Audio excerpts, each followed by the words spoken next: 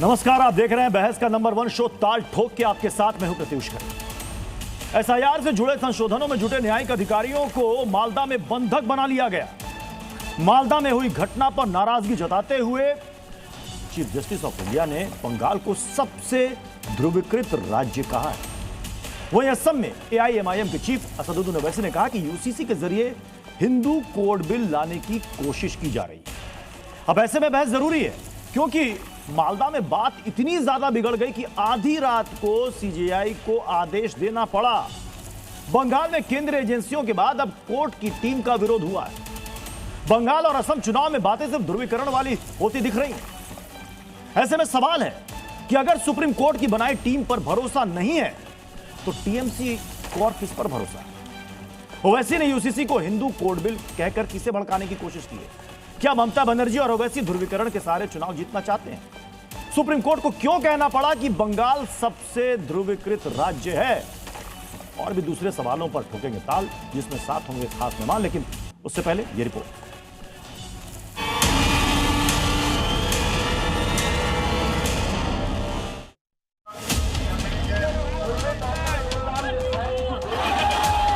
इनकी गाड़ियों पर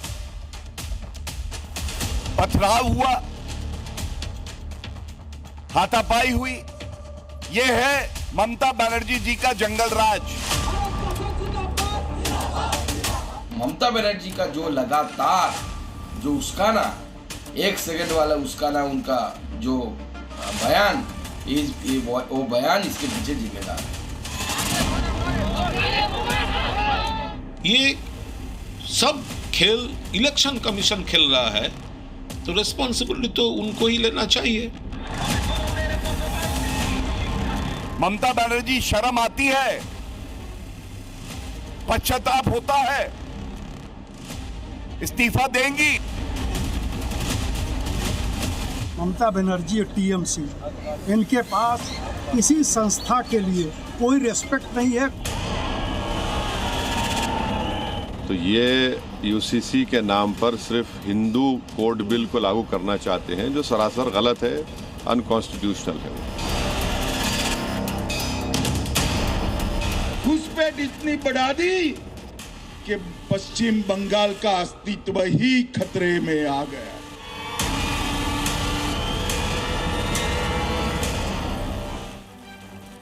मैं मेहमानों का रुख करूं, लेकिन उससे पहले आपको बता दें कि जैसा कि हम आपसे वादा कर चुके हैं कि आप दर्शक नहीं बल्कि बहस का हिस्सा भी होंगे, लिहाजा आज के सवाल पर आपकी राय भी बेहद जरूरी है। आज का हमारा सवाल है, क्या एसआईआर यूसीसी के नाम पर ध्रुवीकरण की कोशिश की जा रही है? सोशल मीडिया हैंडल एक्स पर आप अपना जवाब भेजें, अपनी राय भेजें। इसी शो के दौरान हम उन्हें दिखाएंगे, तो अपना जवाब आप या अपनी राय जरूर भेजें। @ZEE न्यूज पर भी आप इसे पोस्ट कर सकते हैं। अब अपने मेहमानों से आपको मिलवाते हैं। हमारे साथ हैं तोहिन सिन्हा, प्रवक्ता है बीजेपी के।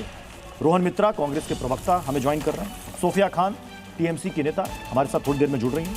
प्रोफेसर दिनेश वार्ष्णेय हमारे साथ जुड़ रहे हैं, सीपीआई के नेता हैं। अकुश श्रीवास्तव सर स्टूडियो में मौजूद हैं, एडिटर हैं नवोदय टाइम्स के। आदिल हसन एआईएमआईएम के नेता हमारे साथ जुड़ेंगे। अंबर जैदी हमारे साथ जुड़ चुकी हैं, सोशल एक्टिविस्ट हैं। तोहिन सिन्हा जी, मैं सुप्रीम कोर्ट की टिप्पणी पर ही आता हूं, क्योंकि यह बहुत ही गंभीर टिप्पणी सुप्रीम कोर्ट ने की है कि मतलब हिंदुस्तान में ऐसा ध्रुवीकृत राज्य हमने नहीं देखा। कौन कर रहा है ध्रुवीकरण?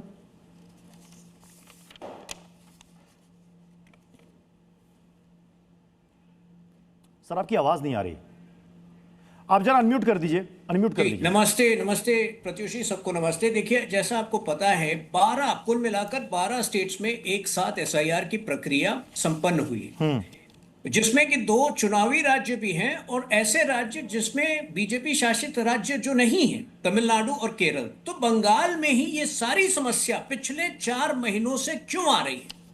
इसका सीधा जवाब है कि टीएमसी को प्रॉब्लम है, बंगाल की जनता को एसआईआर से कोई प्रॉब्लम नहीं है, केवल और केवल टीएमसी को प्रॉब्लम है। और अब तक तो वो बंगाल की गरीब जनता पर प्रहार कर रही थी, आतंक, अपना दहशतगर्दी कर रही थी, लेकिन अब न्यायिक ऑफिसर को भी अब टीएमसी नहीं बख्श रही है। और ये प्रेरणा, इस गलत काम की प्रेरणा और किसी से नहीं, केवल और केवल ममता बनर्जी से ही मिल रही है इनके कार्यकर्ताओं को। मैं आपको उदाहरण दे रहा हूं। जनवरी में जब ईडी ने आईपैक के ऑफिस में रेड मारा था, तो उसको रुकवाने के लिए जब टीएमसी ने केस किया था, तो उस वक्त पूरे कोर्ट में टीएमसी के कार्डर्स भर गए थे। क्या कभी ऐसा पहले हुआ है कि जुडिशरी को इंटिमिडेट करने का इस तरह से प्रयास हुआ है? यही कल जो है जुडिशरी को इंटिमिडेट करने का प्रयास था। मालदा में कई घंटों तक, मेरे ख्याल से 12-14 घंटे तक जो है 7 जुडिशियल ऑफिसर्स जिसमें महिलाएं शामिल हैं, उनको अपने गिरफ्त में रखा गया था ताकि एसआईआर की प्रक्रिया पूरी ना हो सके और फिर वो केंद्र सरकार को ब्लेम कर सके। तो मुझे लगता है कि ममता बनर्जी की पार्टी जो है वो स्वाभाविक तौर पर डेमोक्रेसी के लिए अनफिट है और आधुनिक डेमोक्रेसी में वो रहने लायक ही नहीं है, उठने बैठने के लायक ये लोग नहीं है, और ये अब आने वाले चुनाव में सिद्ध होने वाला है। सोफिया खान टीएमसी से हमारे साथ इस वक्त जुड़ चुकी हैं। सोफिया खान जी, ये जो वहां पर टीम अपने काम में लगी है, या जो ये काम कर रही है केंद्रीय एजेंसी की टीम तो नहीं है, ये कोर्ट ने उनको नियुक्त वहां पर किया है। अब आप उन पर भी भरोसा नहीं करेंगे? नमस्कार, आदाब आप सभी को। देखिए, जो पश्चिम बंगाल में जिस तरीके से जो षड्यंत्र चल रहा है वो पूरी जनता देख रही है। पश्चिम बंगाल में जो ग्राउंड लेवल में जो स्थिति है, बहुत ही भयंकर अवस्था यहाँ पर हो रखा है। यहाँ पर एसआईआर के नाम पर इतने सारे जेन्युइन वोटर्स के नाम काटे गए। सिर्फ यही नहीं, बल्कि चुनाव आयोग के दफ्तरों में फॉर्म 6 का भारी मात्रा में भाजपा के कर्मियों के हाथों में पाया जाना, ये अपने आप में दर्शाता है कि नए नामों को यूपी, बिहार या अन्य राज्यों से ला कर भरा जा रहा है और जो यहाँ पर जेन्युइन वोटर्स हैं उनके नाम काटे जा रहे हैं। और ये मैं ग्राउंड रिपोर्टिंग की बात कर रही हूँ, सुनी सुनाई नहीं। आप लोग, जो लोग भी पश्चिम बंगाल में रहते हैं, उन लोगों ने ये जो पीड़ा सह रही है, इसमें सिर्फ मुसलमान या कोई एक समुदाय नहीं है, बल्कि इसमें राजवंशी है, मथुआ समाज के लोग हैं, इसमें दलित हैं, इसमें भारी मात्रा में लोगों का जो है वो नाम काटा जा रहा है। और सिर्फ नहीं, सोफिया जी, एक सेकंड माफी के साथ मैं आपको टोक रहा हूं। आपकी तमाम शिकायतें हो सकती है कि नहीं, 1000 हो सकती है, लेकिन क्या न्यायिक टीम पर इस तरीके से हमला करना क्या सही है?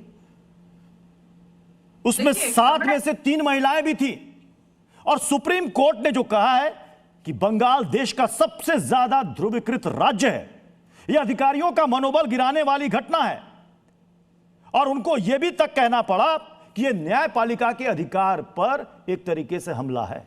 ये क्या है? किसी भी हिंसा का मैं समर्थन नहीं करती, मेरी पार्टी भी नहीं करती। अगर ये इस तरीके की कोई भी अप्रिय घटना होती है तो नहीं होनी चाहिए, लेकिन जो परिस्थिति पश्चिम बंगाल में चल रही है, मैं फिर से कह रही हूँ, ये ईडी से शुरुआत हुई थी। जिस तरीके से ईडी के रेड्स हो रहे हैं, जिस तरीके से एसआईआर की तो ईडी की टीम नहीं थी ना। बिल्कुल, हम लॉ अबाइडिंग सिटीजन है, लेकिन जो एसआईआर के नाम पे जो किया जा रहा है वो भी उसको हम नकार नहीं सकते या उसको हम अनदेखा नहीं कर सकते कि जेन्युइन वोटर्स के नाम काटे जा रहे हैं। लोग आकर रो रहे हैं, लोग आकर गुहार लगा रहे हैं कि वो लोग उनके जो डेमोक्रेटिक राइट्स हैं, उनके जो मौलिक अधिकार है, उनको छीन लेना मतलब लोगों के हाथ पांव को काट देना। आप एक बात बताइए कि समय तो कम मिला, हमें ऑब्वियसली सुप्रीम कोर्ट पर बिल्कुल भरोसा है, लेकिन हमें चुनाव आयोग पर और भाजपा पर भरोसा नहीं है। हमें किसी भी केंद्रीय एजेंसी पर भरोसा नहीं है, क्योंकि ये लोग भाजपा के लिए काम कर रहे हैं। ये चुनाव आयोग की टीम नहीं थी और भाजपा की टीम नहीं थी, ये न्यायिक अधिकारी थे। समय कम मिला, सुप्रीम कोर्ट ने वहां पर लगाया इस काम। क्या बात कर रही हैं आप?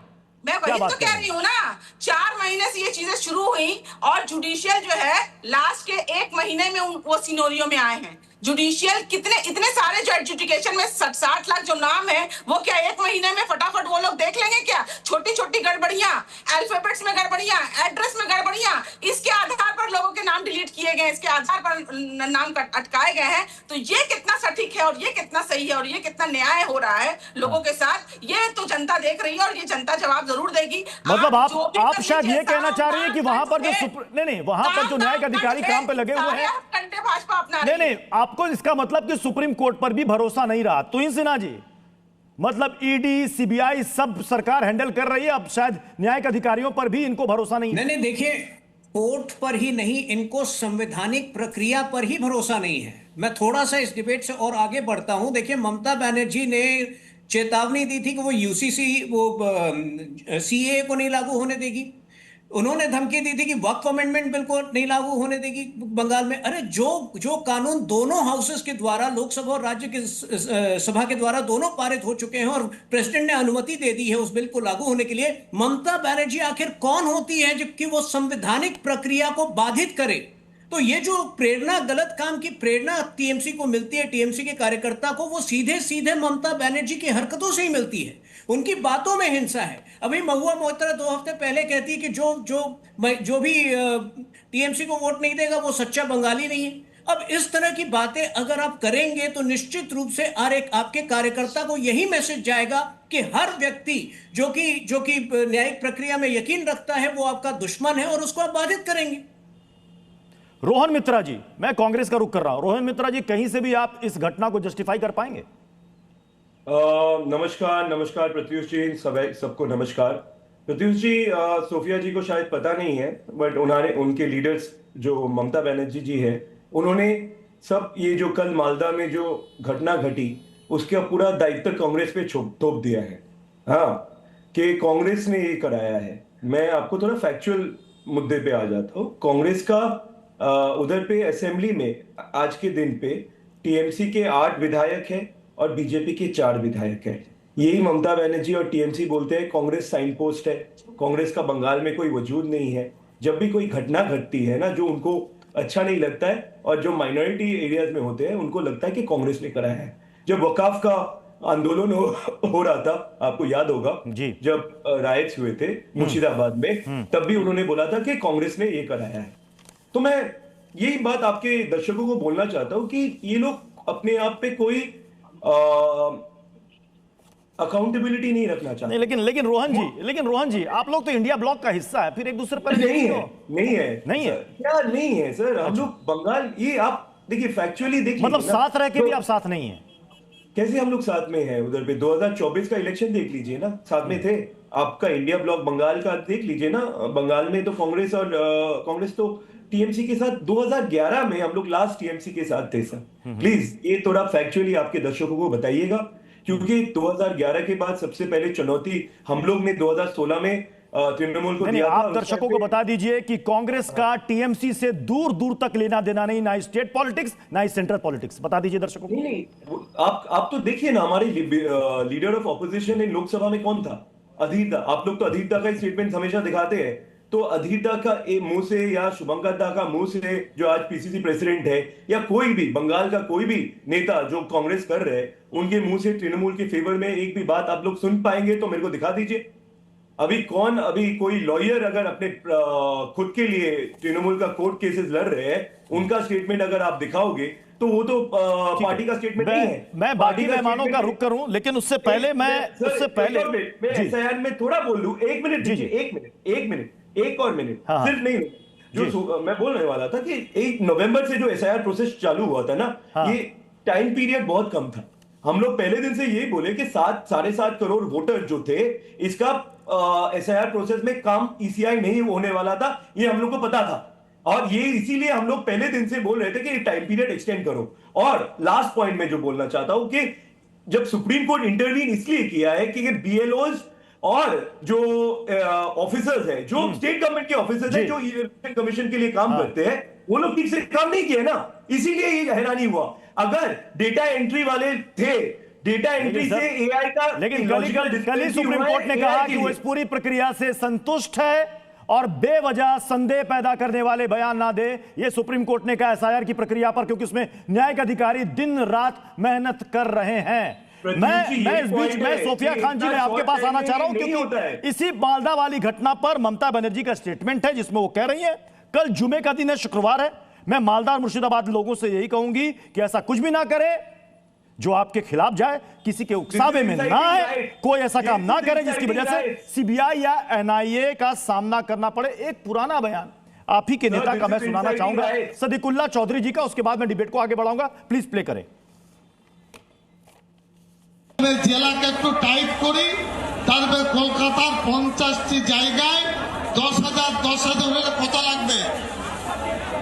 বাস এরা আসবে কলকাতায় বসে চিড়ে গুড় পানি বাতাসা মুড়ি খাবে আর একটু বসবে, কিচ্ছু করতে। सोफिया जी, बयान पुराना है, कल जुमा है, कल कुछ हो सकता है, ये ममता बनर्जी कह रही हैं, ये बता रही हैं या डरा रही हैं? Inciting rights. मैं सोफिया खान जी से पूछ रहा हूं। सोफिया जी। प्रत्युष जी, सबसे पहले तो मैं एक प्रतिक्रिया देना चाहूंगी। यहाँ पर जो कांग्रेस के प्रवक्ता हैं, मैं उनकी बातों से सहमत नहीं हूँ। सबसे पहले तो हम लोग भी राहुल गांधी ने जो बात उठाई थी वोट चोरी की, उसके साथ हम हैं। तो वोट चोरी की बात जो है, हम हमारी जो देखिए पार्टी अलग हो सकती है, मैंने जो बयान सुनाया सोफिया जी, उस पर आइए ना, बिल्कुल उस पर आइए। और ममता बनर्जी का ये स्टेटमेंट जो मैंने आपको कोट किया कल जुमा, ये बता रही है या डरा रही है टीएमसी? देखिए, आप लोग तोड़ मरोड़ के छोटी मोटी क्लिपिंग, मैं तोड़ मरोड़ नहीं रहा हूं, मैंने स्टेटमेंट को कोट किया। स्टेटमेंट को बताइए ना। ममता बनर्जी ने कभी भी किसी भी तरीके के इस तरीके की चीजों को ममता बनर्जी ने कहा मालदा वाली घटना पर मुझे नहीं पता वो लोग कौन थे जिन्होंने न्यायिक अधिकारियों का घेराव किया, लेकिन लोग एसआईआर से नाराज हैं। मेरे पास कोई पावर नहीं है, मुझसे शक्तियां छीन ली गई हैं। कानून व्यवस्था सब कुछ कंट्रोल वो करना चाहते हैं। ये सीएम का स्टेटमेंट है जो मैं आपको बता रहा हूं। देखिए, पश्चिम बंगाल के लोगों का नाम काटा गया है, तो ऑब्वियसली ममता बनर्जी अभी जाहिर सी बात है कि लगभग हम देख सकते हैं कि यहाँ पर प्रेसिडेंट रूल ही लगा हुआ है। यहाँ पर सारे अधिकारी, आप समझ सकते हैं, 400 से ज्यादा मैंने अधिकारी को यहाँ बदल दिए गए रातों रात। इतनी ज्यादा परेशानी क्या है भाई इन लोगों को? सवाल का जवाब नहीं मिला को ताम दाम दंड भेद हर तरीके से लेना है, रातों रात अधिकारी बदल दिए जाते हैं, ईडी रेड। मैं आदिल हसन साहब, मैं आपके पास आ रहा हूं, लेकिन सोफिया जी ये जो कहा गया है ना कि अब हमारे हाथ में नहीं है सब कुछ, चुनाव, एक सेकंड, सब कुछ चुनाव आयोग देख रहा है, अभी चुनाव का समय है, इसमें राज्य सरकार क्या करेगी? जरा मुझे बताइए कि मुर्शिदाबाद में जब हिंसा हुई थी तो उस वक्त चुनाव था क्या? शाहजहां शेख को पुलिस पकड़ने जाती है और वहां पर हमला हो जाता है, चुनाव था क्या? एनआईए की टीम पर हमला हो जाता है, उस वक्त चुनाव था क्या? 2024 का चुनाव था। जो शाहजहां शेख को लेकर ये लोग राजनीति कर रहे थे, उसी जिले को टीएमसी ने जीता था। 18 सांसद से 12 सांसद हो गए। ये देखिए प्रवर्तन, देखिए ईडी की टीम शाहजहां शेख के घर पर राशन घोटाले से जुड़ी छानबीन करने के लिए पहुंची, वहां पर हमला हो गया। अब आप आइए मुर्शिदाबाद में जो जांच टीम ने पाया और उसने अपना ऑब्जर्वेशन दिया कि पुलिस ने वहां पर कोई कार्रवाई नहीं की हिंसा के दौरान, टीएमसी के नेता थे। ये कोर्ट की 3 सदस्यीय जांच टीम का ये ऑब्जर्वेशन है, इसे भी नकार दीजिए। अधिकारी तो बदल दिए गए हैं, पुलिस अधिकारी तो सारे के सारे ट्रांसफर हो गए। मुर्शिदाबाद हिंसा को कोर्ट कर रहा था, कहां जाए मैं? चलिए, मैं आदिल हसन साहब, नहीं मैं समझ गया, जवाब नहीं है आपके पास, जवाब नहीं है। मैं आदिल हसन साहब, मैं आपके पास आ रहा हूं। आदिल हसन साहब, बंगाल और असम में चुनाव है, सुप्रीम कोर्ट ने सबसे ध्रुवीकृत राज्य बंगाल को कह दिया है। ओवैसी साहब ये कह रहे हैं कि साहब ये यूसीसी के जरिए ये हिंदू कोड बिल लाने की तैयारी की जा रही है। तो सुप्रीम कोर्ट ने कहा है ना कि इस वक्त ये लाना जरूरी है और ये विधायी प्रक्रिया ये सरकार देखे। सुप्रीम कोर्ट ने क्या यूसीसी कहा है ना, सुप्रीम कोर्ट ने बोला उत्तराखंड में कोई समुदाय को हटा।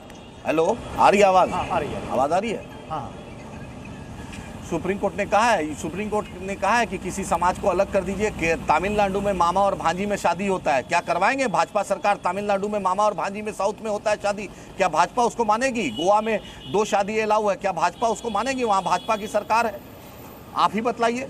मुसलमानों में दैन महर दिया जाता है लड़कियों को शादी के वक्त, क्या इसमें लागू होगा कि उसको दैन महर दिया जाए, उसको पैसा दिया जाए और उसको बहन को हिस्सा दिया जाता है, बीवी को हिस्सा दिया जाता है? ये बतलाइए कि भाजपा इसको मानेगी? आप सुन लीजिए, हम इंसाफ की बात करते हैं, जस्टिस की बात करते हैं, और आप अभी बंगाल पे बात कर रहे हैं। कल बैरिस्टर असदुद्दीन ओवैसी साहब का मुर्शिदाबाद में जलसा था, 2 घंटा लगा स्टेज से उनको मेन रोड में जाने पर। लोकल जो एडमिनिस्ट्रेशन कोई सपोर्ट नहीं कर रहा था। आप पूछिए आईजी जो इंटेलिजेंस है वेस्ट बंगाल का, वो क्या कर रहा था? इतना बड़ा घटना हो गया, उसको क्या नहीं पता चला? लोग का अभी तक जो एसआईआर का इलेक्शन कमीशन से पूछिए, क्यों नहीं आम लाखों लोगों का जो वोटर लिस्ट में नाम कट गया आज परेशान है। इलेक्शन कमीशन का काम है वोट दिलाना, इलेक्शन का कमीशन का काम मदद करना है। लोग को ऐसी क्यों परिस्थिति हुई? डीएम 6 घंटा तक क्यों नहीं पहुंचा? हर विधानसभा में एक आईएएस एक आईपीएस ऑब्जर्वर है।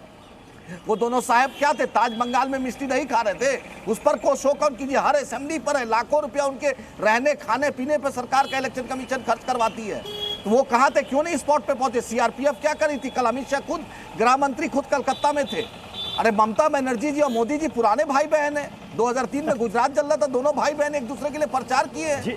ममता बनर्जी ने एसआईआर का मुद्दा लोकसभा में उठाया। ये बार-बार एआईएमआईएम और असदुद्दीन ओवैसी ये बार-बार कहते हैं अटल बिहारी कि बीजेपी और टीएमसी एक सिक्के के 2 पहलू हैं। यही बात उनके प्रवक्ता भी यहाँ पर कह रहे हैं। आप दोनों से जवाब मांग रहे हैं, टीएमसी और बीजेपी से, कि अगर वहां पर law and order out of control हो रहा है तो इसकी जिम्मेदारी किसकी है? तुहिन सिन्हा जी, तुहिन सिन्हा जी। इस वक्त इलेक्शन कमीशन अपना काम कर रही है, वहां पर लॉ एंड ऑर्डर को व्यवस्थित कर रही है, लेकिन ये देखिए AIMIM बेगानी शादी में अब्दुल्ला दीवाना हर राज्य में पहुंच जाते हैं, इनका कोई एजेंडा नहीं होता। उसके बाद हर राज्य में बोलते हैं कि हर राज्य में बोलते हैं बीच में मत बोलिए, हर राज्य में बोलते हैं कि बीजेपी और कहीं बोलते हैं बीजेपी कांग्रेस मिली हुई है, कहीं बीच बोलते हैं बीजेपी TMC मिली हुई है।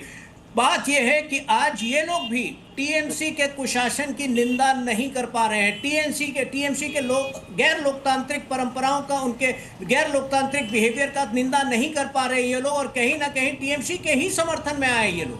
देखिए, आज मुद्दा से भटकते नहीं है। ममता बनर्जी ने जो हिंसात्मक प्रवृत्ति दिखाई है, TMC ने जो हिंसात्मक प्रवृत्ति दिखाई है, उसकी जितनी निंदा की जाए उतनी कम है। मैं आपको बता रहा हूं कि 13%, कुल मिलाकर 13% इलीगल वोटर्स तो गुजरात से भी हटाए गए हैं। तो कहां भेदभाव हुआ है? कहां ऐसा हुआ है कि कहीं ये जिस राज्य में हम हैं वहां इलीगल वोटर्स नहीं काटे जा रहे हैं? प्रॉब्लम है केवल और केवल बंगाल में, क्योंकि पूरा ममता बनर्जी, और आज भी कल रात कहां पे वो हिंसा हुआ है? मालदा के एरिया में हुआ है। सबसे ज्यादा जो है मालदा, साउथ 24 परगनास, नॉर्थ 24 परगनास और ये मुर्शिदाबाद, ये 4-5 इलाके जो हैं वो गढ़ बनाए गए हैं इलीगल माइग्रेशन के। तो निश्चित रूप से ममता बनर्जी जो है, उनके पांव के नीचे से जमीन खिसक गई है इलीगल माइग्रेंट के वोटर लिस्ट से हटाए जाने पे, और उनको भी पता है कि हार तय है। बौखलाहट की निशानी है सब। Adil Hasan sir, IG intelligence किसका ऑफिसर होता है? इलेक्शन कमीशन क्यों नहीं डीएम को हटाया? अभी तक एक ट्वीट में हटा देता है डीएम को, एसपी को क्यों नहीं हटाया? आईजी इलेक्शन कमीशन का काम भी आप ही करेंगे। ये एक बोलने दीजिए तोहिन जी, आपके बीच में नहीं बोले थे, बोलने दीजिए।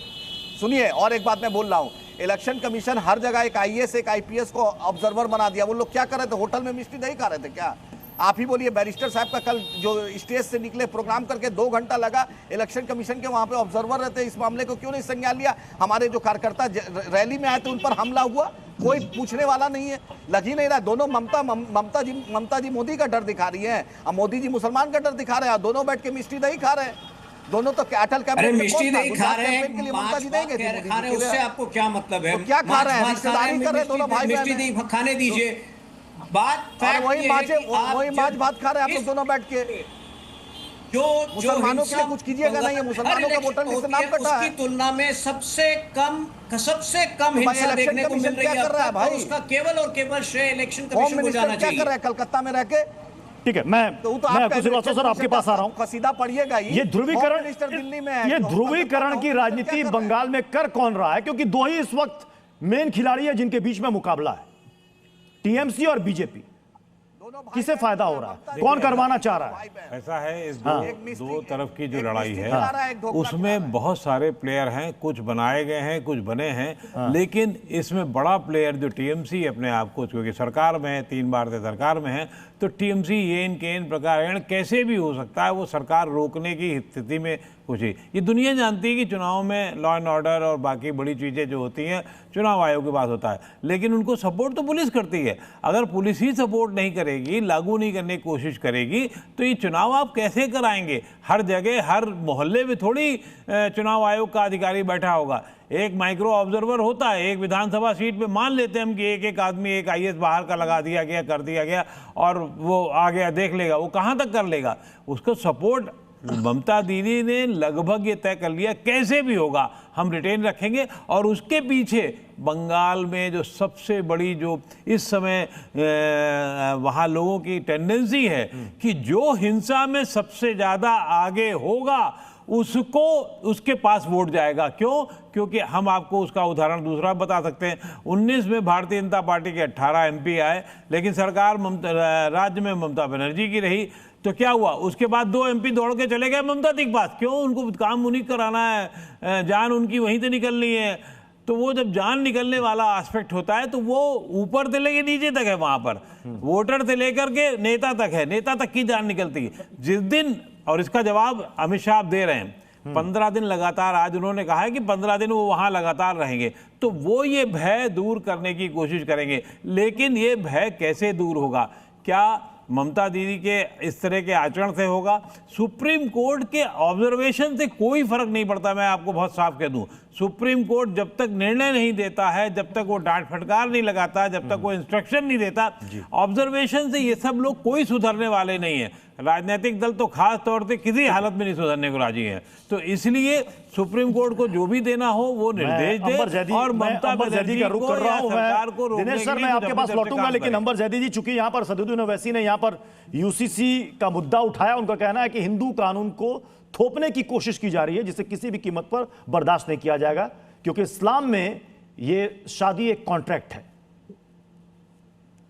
पीयूष जी, अगर वो ये मानते हैं कि अगर सिविल राइट्स में यूनिफॉर्मिटी आ जाएगी तो सबके ऊपर हिंदू कानून लागू हो जाएगा, तो सबसे पहले तो वो जो फाइनेंशियल लॉज हैं और जितने भी टैक्स लॉज हैं, साथ ही साथ जितने भी क्रिमिनल लॉज हैं, वो भी तो हिंदू लॉज हैं, उनको छोड़ें और इस्लामिक कानून के हिसाब से चलें, तब उनको बहुत बड़ा पक्का मुसलमान माना जाएगा। ये अभी चुनाव के समय में यूसीसी उनका कोई पहला टूल नहीं है, ये उनकी टूल किट है। बार बार मुसलमानों को ये कहकर भटकाएंगे कि अब आपकी शादी की जगह निकाह नहीं, 7 फेरे होंगे, आप नमाज नहीं पढ़वाएंगे, आप ये नहीं कर पाएंगे, आपके मस्जिद दरगाह इमाम बारगाह छीन लिए जाएंगे, आपके कब्रिस्तान छीन लिए जाएंगे, दफन की जगह आपको सबको जलाया जाएगा। तो ये सारी झूठी अफवाहें ये बेचारे कम पढ़े लिखे मुसलमानों को भटकाते हैं और अपने ये एम्बिट में रखने की कोशिश करते हैं, लेकिन ये सारी चीजें पुरानी हो गई है। आज डिजिटाइज वर्ल्ड में मुसलमान भी सब कुछ देख रहा है और सबको समझ में आ रहा है कि आप क्या घिसी पिटी राजनीति करने की कोशिश कर रहे हैं। और वैसे भी वहां पर तो ये तो एकदम बेगानी शादी में अब्दुल्ला की तरह वहां पर पहुंच गए ढोल बजाने के लिए। वेस्ट बंगाल में तो दीदी का बंगाल है, जहां पर कोई लॉलेस बंगाल बन चुका है, वहां पर जुडिशियल ऑफिसर सेफ नहीं है, तो ये क्या वहां पर अपना क्या ही कर पाएंगे। वहां के मुसलमान तो अलग ही तरह की उस पर चलते। तो ममता बनर्जी मतलब आप ये कहना चाह रहे हैं कि कुछ दूसरे लेवल पर खेल चल रहा है। आदिल हसन साहब, जो इन्होंने सवाल उठाया कि आपको यूसीसी में आपको निकाह पर आपको आपत्ति, आपने कहा कि आप सारे हमारे निकाह के रूल बदल जाएंगे, ये हमारे लिए कॉन्ट्रैक्ट है, ये कह रहे, तो फिर देश के अंदर जो बाकी कानून है अलग अलग जुर्म के लिए सजा, उसे क्यों मानते हैं? उसे भी दरकिनार कर दीजिए। आदिल हसन साहब सर सुनिए, हर चीज मानते हैं, हर कुछ मानते हैं, अंबर जैदी से मशवरा नहीं चाहिए, समझे। बैरिस्टर असदुद्दीन ओवैसी साहब ने जो कहा है वो सच्चाई कहा है और बंगाल की आवाम जान गई है कि ममता जावे परिवर्तन हो गए। ये लिख दीजिए मैडम। आप अरे यार चुप रहो ना यार, तुम्हारे कौन दे रहा है यार, तुम्हारे कौन बोल रहा है? तुम कौन हो यार? तुम भाजपा के एजेंट हो, तुम भाजपा की दल्ली हो यार। सुने भाजपा की इस तरह की बदतमीजी मत कीजिए आदिल हसन साहब। नहीं, इस तरह नहीं, बिल्कुल नहीं। देखिए इस तरह की भाषा का इस्तेमाल नहीं, इस तरह की भाषा का इस्तेमाल नहीं, बिल्कुल नहीं। आदिल हसन साहब, इस पैनल में एक बात, इस पैनल में 2 महिला हमारे साथ है। नहीं, आप इस तरह की बात नहीं कर सकते। क्या शब्द का इस्तेमाल कर रहे हैं आप? आपकी उत्पत्ति देश विरोध से हुई है। चुप रहो, तुम्हारा हमेशा देखा गया है, भाजपा के लिए जाके ज्वाइन कर लो भाजपा। अरे आपके पास तो दलील लेकर काटिए ना साहब। ज्वाइन करो ना, क्यों ये सब दोहरा चरित करेंगे? मुसलमान महिलाओं के अधिकारों की बात भाजपा करती है। असदुद्दीन ओवैसी सिर्फ तमाशा करके मुसलमानों के दम पर अपनी राजनीतिक रोटियां सेकते हैं। यही आप कह रहे हैं ना, तुम्हारे भी अच्छा जानता है पूरा, तुम्हारा भी जानते हैं कितना मुसलमान महिला के लिए बोलती हो। आप मुसलमानों के हितैषी हैं, आप लोगों को बहुत मजा आता है जब एक महिला दर दर भटकती है। तुम्हारा सर्टिफिकेट नहीं चाहिए। आप कह रहे थे कि इस्लाम में महर मिलता है, बड़ी बड़ी पीढ़ी मारे थे, कितनी महिलाओं को महर मिलता है। मेरे पास आती है महिलाएं शिकायत लेके, जिनके पास 5 रुपए नहीं होते, उनके पास फाइनेंशियल सिक्योरिटी ना माँ बाप की तरफ से मिलती है। आदिल हसन साहब, नहीं, ये बदतमीजी नहीं चलेगी, ये बदतमीजी नहीं चलेगी, बदतमीजी नहीं चलेगी। आदिल हसन साहब, बदतमीजी हम क्या रोड पे बोलने देगा? नहीं तो यार बदतमीज गुंडे, तो वो देखो किस तरह से बात कर रहे हैं। किस तरह की बात कर रहे हैं आप? गुंडे तुम्हारे दुनिया में। अरे साहब, आपको वक्त मिला है, आप दलील दीजिए ना, तर्क से काटिए। आप बदतमीजी कर रहे हैं यहाँ पर, आप बार-बार कहने के बाद बदतमीजी कर रहे हैं आप। नहीं है फैक्ट पेश करने की, यही होता है। जब तर्क खत्म हो जाए, दलील खत्म हो जाए, तो बदतमीजी पर उतर आए। यही तो उनकी औकात है, यही हकीकत है। गुंडाई करते आए देश के लिए, देश को आदमी बांट रहे हैं गुंडाई करके। आपको क्या लग रहा है वेस्ट बंगाल में क्या हो रहा है? जहां पर जुडिशियल ऑफिसर सेफ नहीं है, वहां पे आप किस अधिकार की बात करते हैं? आप जनता की स्थिति समझिए, कि आप ये सोचिए कि वेस्ट बंगाल में स्थिति क्या है, वहां के लोगों की स्थिति क्या है। हमको समझना चाहिए। ममता दीदी बैठकर वहां पे अलग लेवल पर खेल रही है और यहाँ पर असदुद्दीन ओवैसी अलग गेम खेल रहे हैं। जनता की किसी को पड़ी नहीं है, देश की किसी को सुरक्षा की पड़ी नहीं है, अपना अपना सब हित साध रहे। सोफिया खान भी हमारे साथ जुड़ी हुई हैं। सोफिया खान जी, एआईएमआईएम के यूसीसी वाले बयान पर आप साथ हैं टीएमसी? देखिए, सबसे पहले तो मैं आपत्ति जताऊंगी, यहाँ पर मुसलमानों को कम पढ़े लिखे हैं, पंक्चर वाले भले हो सकते हैं मुसलमान, लेकिन इतने जागरूक हैं कि समझ में आता है कि मुसलमानों के साथ कौन है। मैं यहीं पर समझाना चाहूंगी कि मुसलमानों के लिए ट्रिपल तलाक के महिलाओं से लड़ने वाले पश्चिम बंगाल में, अरे रुकिए मैडम, आपका टाइम था, मैं चुप थी, आपका टाइम था, मैं चुप थी, यहाँ पर बैठ के मुसलमान चाहिए, हाईली क्वालिफाइड मुसलमान से हम बात कर रहे हैं।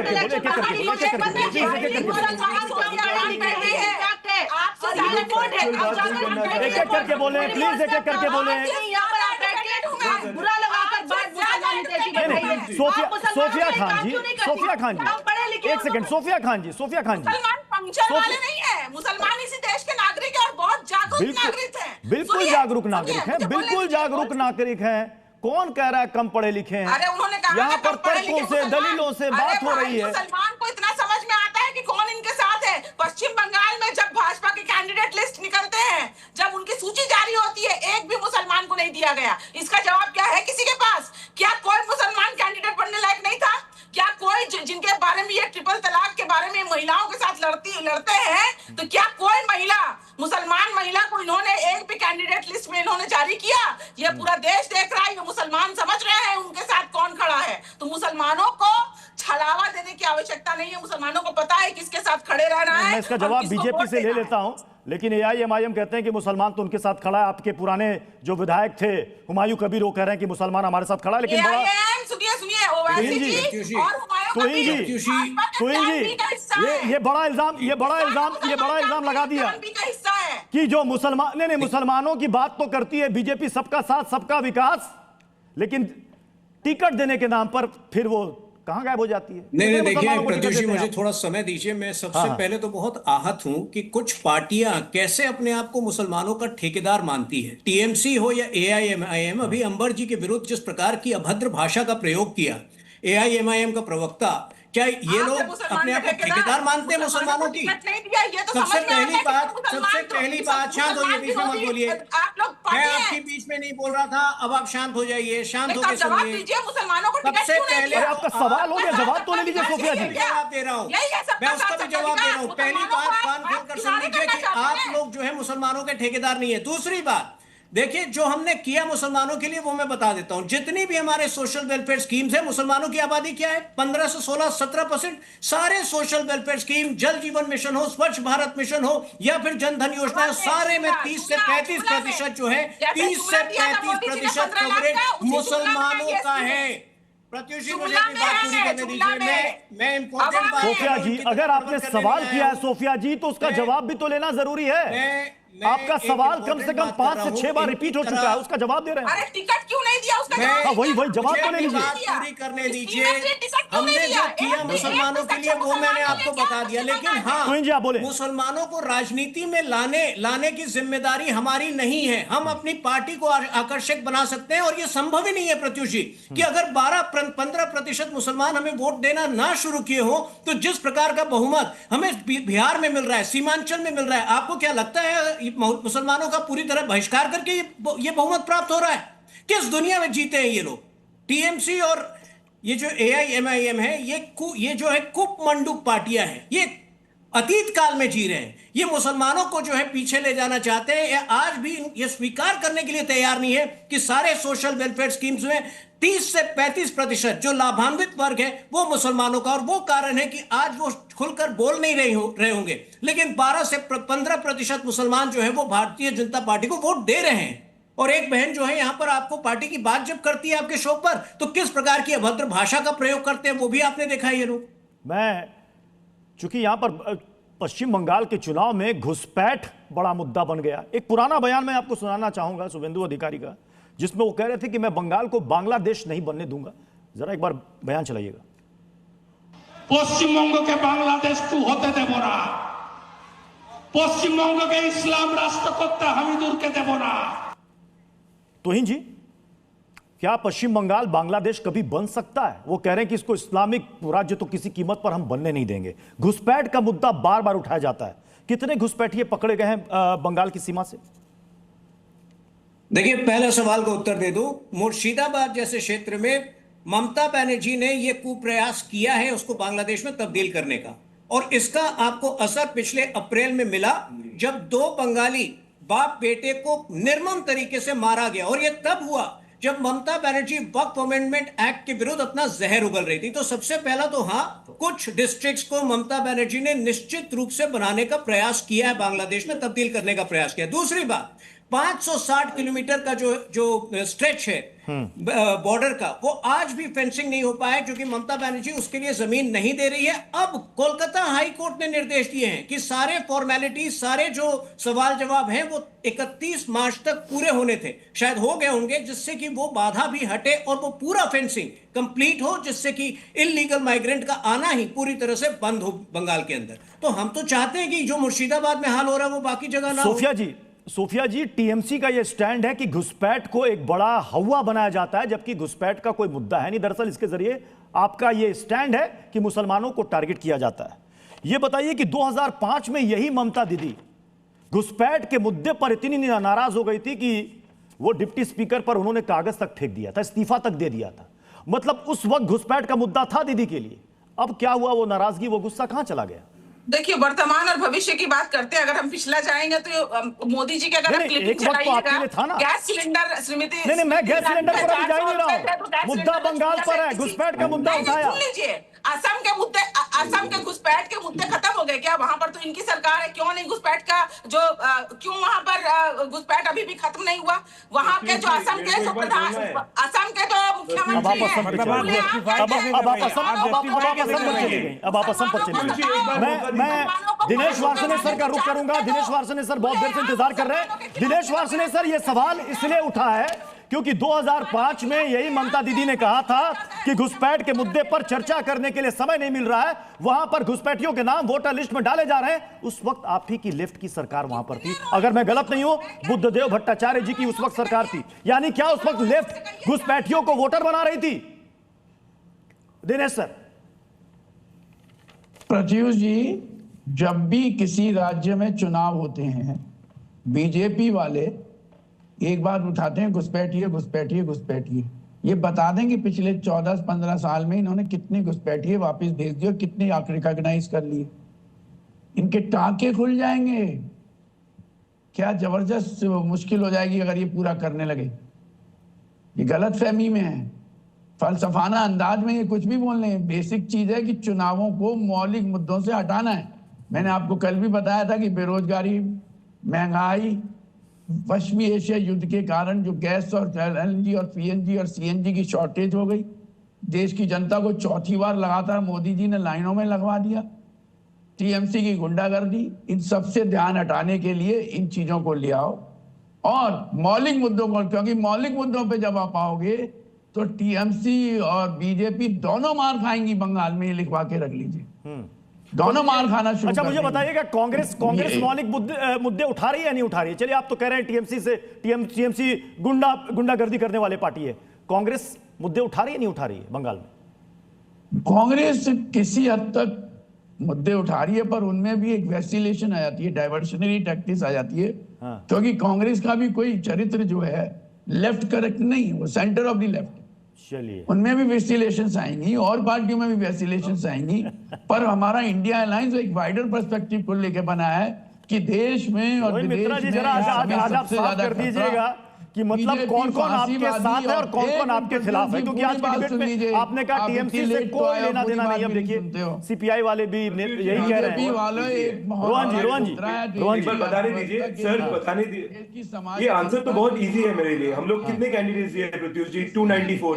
इधर पे सभी हमारे मुकाबले में है, हम किसी के साथ नहीं है। बट प्रत्युष जी, ये जो डिबेट जहां पे चले गए हैं ना, मैं उस मुद्दे में थोड़ा मुद्दे पे आता हूँ, क्योंकि ये डिबेट का टोन और लैंग्वेज कहीं और चला जा रहा है। देखिए, फर्स्ट ऑफ ऑल एआईएमएम का बंगाल के साथ कोई ताल्लुकात तो है ही नहीं।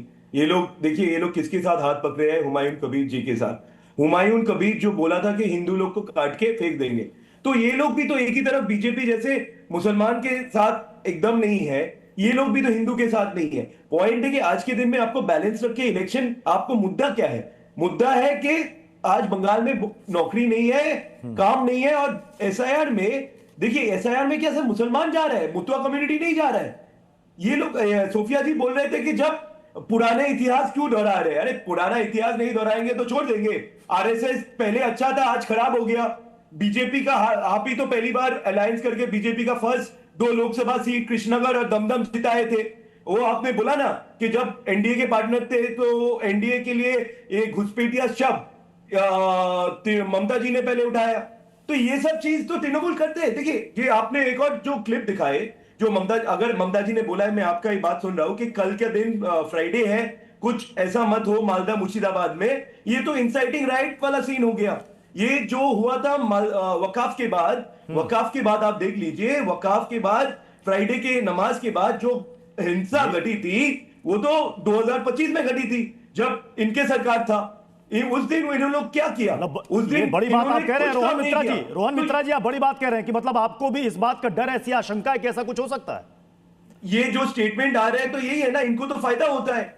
ये अगर कुछ ऐसे सोफिया जी, कांग्रेस के मन में भी ये आशंका, इस बात का डर है जी। एकदम आपका स्टेटमेंट, अगर आपने जो सोफिया जी मतलब स्टेटमेंट दिया है, कल जुमा है, शुक्रवार है, आप लोग संयम बरते हैं, ये भी वही कह रहे हैं कि आप बता रहे हैं या डरा रहे हैं? सोफिया जी, कांग्रेस के प्रवक्ता की बातों से यही लग रहा है ये लोग भी अभी पश्चिम बंगाल में भाजपा के प्लान बी बन के काम कर रहे हैं। जिस तरीके से ओवैसी और हुमायूं का भी प्लान बी बन के काम कर रहा है। मुसलमानों के फोटो को डिवाइड करने की कोशिश की जा रही है। इनको बिग बॉस में भेज दीजिए, इनको रियलिटी शो में भेज दीजिए।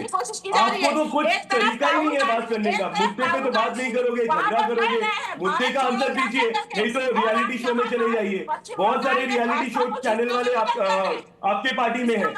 आप लोग का तो कोई, देखिए प्रत्युष जी, हम उनकी रोहन मित्रा जी, एक सेकंड। रोहन मित्रा जी, चूंकि आपने सवाल किया तो अभी सोफिया जी कह रहे हैं कि आप भी बीजेपी के साथ मिले हुए हैं, तो मुझे सोफिया खान जी प्लीज आज बता दीजिए कि इस चुनाव में बीजेपी के साथ कांग्रेस भी खड़ी हुई है। कौन है कि नहीं है? तुहिन जी, हमें पता नहीं, क्या पता आपकी कांग्रेस के साथ कोई डील चल रही हो बकौल सोफिया जी।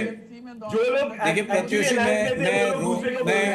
प्रत्युषी, मैं रोहन जी को निजी तौर से नहीं जानता हूं, लेकिन जितना उनकी बातें सुना हूं आज, मैं कह सकता हूं राहुल गांधी से अधिक समझदारी से बात कर रहे हैं। अगर राहुल गांधी ने शेख शाहजहां के विरुद्ध एक स्पष्ट स्टैंड लिया होता, अगर आरजी कौर के विक्टिम के साथ खड़े होते वो, तो आज कांग्रेस की ये दुर्दशा नहीं होती बंगाल के अंदर जो अभी हुई है।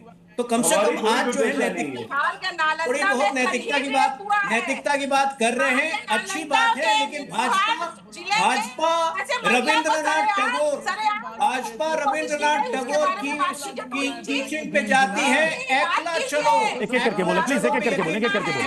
भाजपा एकला चलो पे यकीन रखती है, बिल्कुल अकेले लड़ रही है, और भाजपा के साथ बंगाल की जनता है, जो आपको 4 मई को पता चलेगा। बीजेपी रविंद्रनाथ टैगोर का कोई इज्जत नहीं है। मतलब एक बात सुन लीजिए, लास्ट एक पॉइंट रविंद्रनाथ जी का बात तुहिन जी ने उठाए हैं, तो रविंद्रनाथ जी का लिखा हुआ गाना उसको वो लोग बोलते हैं कि वो एंटी नेशनल गाने हैं। तो कैसे आप रविंद्रनाथ का नाम उच्चारण करते हो जब रविंद्रनाथ को कौन किसके साथ है? मतलब इतना ज्यादा कंफ्यूजन हो गया। नहीं, वो कंफ्यूजन इसलिए कि वो राष्ट्रीय स्तर पर मामला कुछ और है, इंडिया अलायंस है कि नहीं है, ये अलग सवाल होता है। लेकिन रीजनल स्तर पर इतने ज्यादा समीकरण हैं, एक ऊपर जो समीकरण है वो अलग है और अंदरूनी समीकरण अलग, ये भी समझ लीजिए आप। तो वो अंदरूनी समीकरण में कौन किसको काट रहा है, कैसे काट का जो भी समीकरण हो, लेकिन जनता का समीकरण सर्वोपरि है, वो बहुत स्मार्ट है। सबसे आपत्तिजनक जो बात है वो सिर्फ वो है ममता बनर्जी का जो बयान है, जो उन्होंने बल्कि उकसाने वाला बयान है कि आप कल के लिए